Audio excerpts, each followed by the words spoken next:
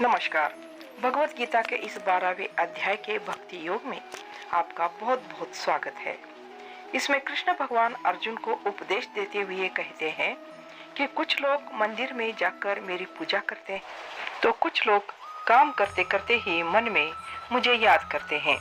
लेकिन हे अर्जुन, इन दोनों में से भी मुझे पाने का मार्ग कर्म करते करते मुझे याद करना ये अच्छा लगता है। उनको मैं अपना भक्त बनाता हूँ। इस पर अर्जुन पूछते हैं कि हे भगवान, ऐसे कैसे हो सकता है? कई लोग तो आपकी माला जपते हैं, भूखे प्यासे रहते हैं, भजन कीर्तन करते हैं, तप त्याग करके आपके नाम में तल्लीन रहते हैं। परंतु भगवान, कुछ लोग तो आपके स्वरूप को ही मन में समा लेते हैं और उसी में मग्न हो जाते हैं। आपके स्वरूप को ध्यान करते करते काम भी करते हैं। तो इन दोनों में श्रेष्ठ कौन है? श्री कृष्ण भगवान उत्तर देते हुए कहते हैं कि हे अर्जुन, मेरी दृष्टि में दोनों भी श्रेष्ठ है।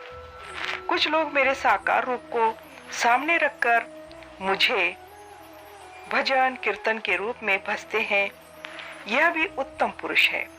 और जो इनसे सबसे परे मुझे परब्रह्मा अविनाशी अनंत मानकर मेरे निराकार रूप को काम करते करते ही भजते हैं, वे भी मेरे लिए उत्तम पुरुष होते हैं।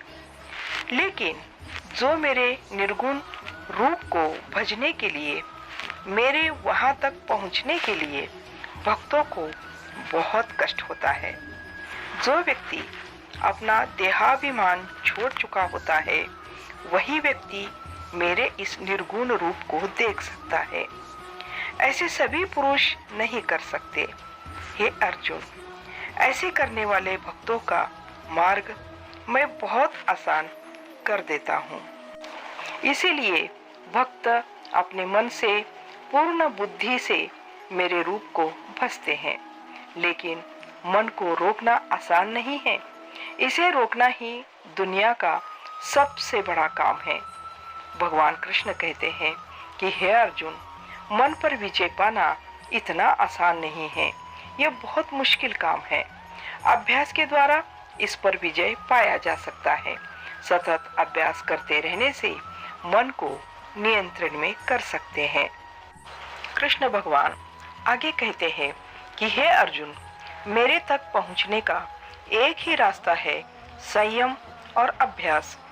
जो व्यक्ति संयम और अभ्यास से मन, शरीर और वचन पर नियंत्रण कर पाता है, वह अवश्य मुझे प्राप्त कर सकता है।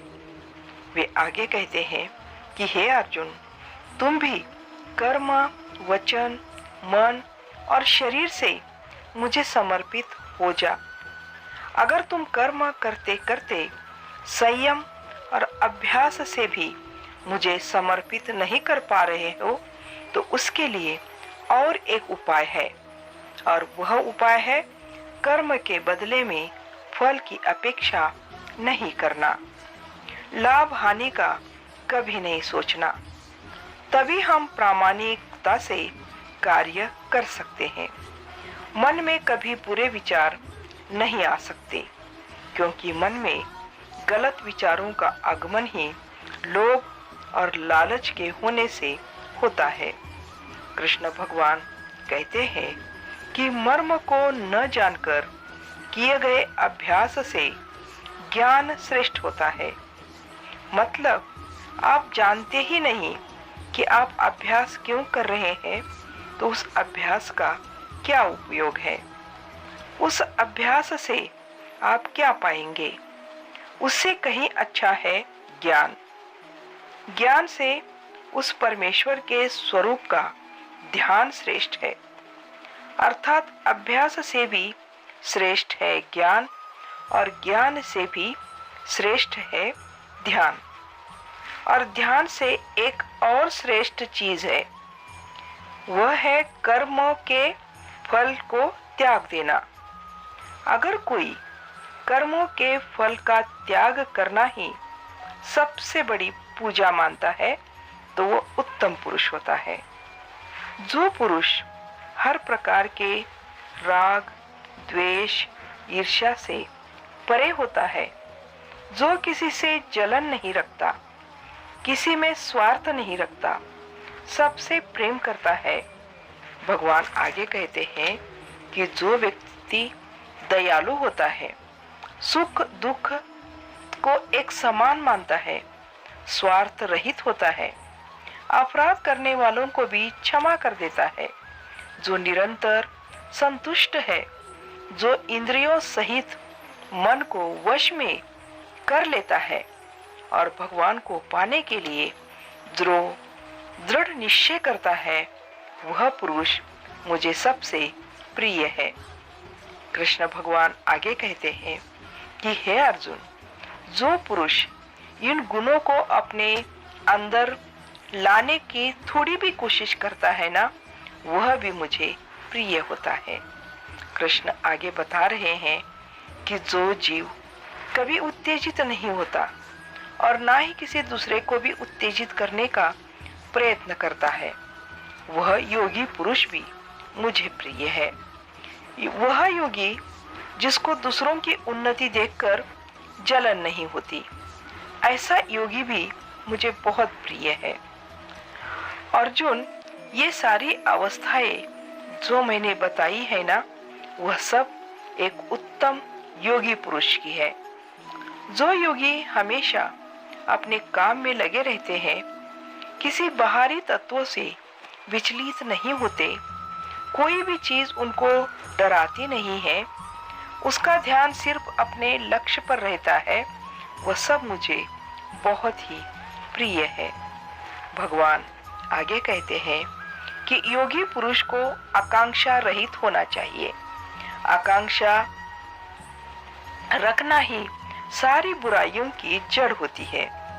इस बात से हे अर्जुन, तुम यह सोचोगे कि बिना आकांक्षा का फिर जीवन ही क्या है, तो फिर अर्जुन, व्यक्ति की आकांक्षा किस प्रकार है, इस पर सब निर्भर करता है। आप कर्म और कर्तव्य को अच्छी तरह से करना चाहते हैं, यही आपकी आकांक्षा है, तो उसमें कुछ भी गलत नहीं है। लेकिन आपकी आकांक्षा धन, दौलत, सांसारिक भोग पाने के लिए है, तो यह कदापि सही नहीं है। भगवान कहते हैं कि जो जरूरत से ज्यादा हर्षित नहीं होता, वह भी मुझे बहुत प्रिय है। वैसे भी ज्यादा खुश होना अर्थात आगे आने वाली यह दुख की निशानी होती है। सुख दुख भी दिन रात की तरह होते हैं, एक के बिना दूसरे का होना संभव नहीं है। इसीलिए योगी पुरुष सुख और दुख को एक समान समझते हैं। तो सज्जनों, इस वीडियो को यही समाप्त करती हूँ। मिलते हैं अगली वीडियो में। आपको वीडियो कैसे लगा, अच्छा लगा तो लाइक शेयर कमेंट जरूर करें।